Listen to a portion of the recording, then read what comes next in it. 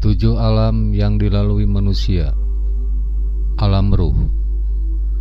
Perjalanan hidup manusia dimulai dari alam ruh ketika Allah Subhanahu wa Ta'ala mengumpulkan semua ruh manusia yang akan diturunkan ke bumi. Kejadian ini dikisahkan dalam Quran Surat Al-A'raf ayat 173.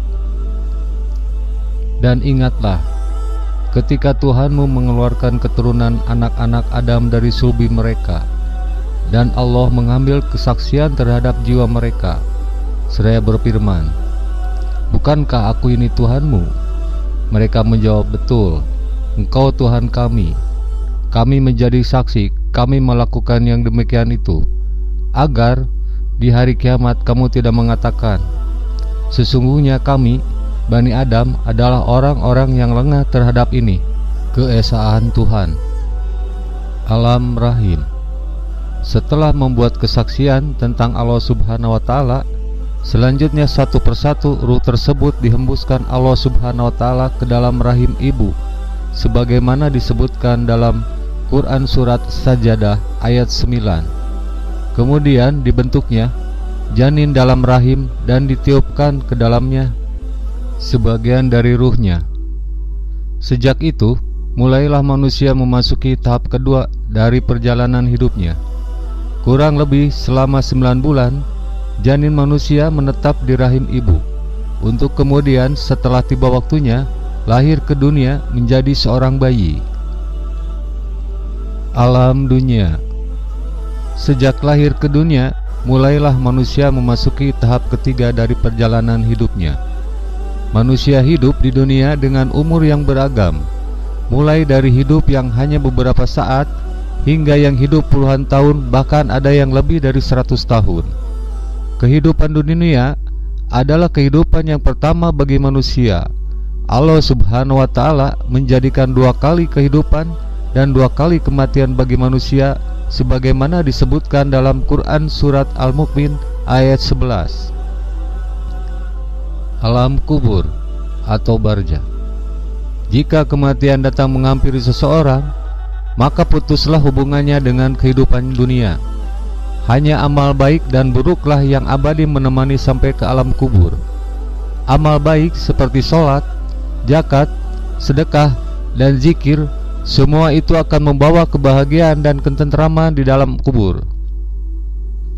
Sebaliknya, amal buruk seperti perbuatan dosa, mendurhakai Allah Subhanahu wa Ta'ala, melakukan perbuatan yang dilarang dan dimurkainya, serta meninggalkan amal perbuatan yang diperintahkan, semua itu akan membawa kesengsaraan di alam kubur. Alam ini adalah masa penantian yang penuh kesengsaraan bagi kaum pendosa dan penuh kebahagiaan bagi orang beriman.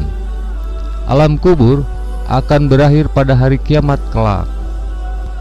Hari kiamat atau kebangkitan. Peristiwa kiamat dimulai dengan tiupan sangsakala dari malaikat Israfil yang diikuti dengan hancurnya seluruh kehidupan di muka bumi. Kemudian pada tiupan sangsakala untuk kedua kalinya, semua makhluk sejak bumi terbentang sampai kiamat dibangkitkan dan dikumpulkan di padang mahsyar. Firman Allah dalam Quran Surat Az-Zumar ayat 68. Dan ditiuplah sangsakala, maka matilah semua yang di langit dan di bumi, kecuali siapa yang dikehendaki Allah. Kemudian ditiup sangsakala itu sekali lagi, maka tiba-tiba mereka berdiri menunggu putusannya masing-masing. Hari penghisaban atau perhitungan amal. Pada hari berhisab, setiap orang diadili, ditimbang amal baik dan buruknya. Tidak ada satu perbuatan pun yang luput dari pemeriksaan. Orang yang baik, timbangan amalnya akan menerima rapot dari sebelah kanan. Dia akan kembali kepada teman dan saudaranya penuh dengan kegembiraan. Sedangkan orang yang buruk, timbangan amalnya akan menerima kitab rapot dari belakang. Dia mengeluh dan kembali ke teman serta saudaranya dengan berkeluh kesah.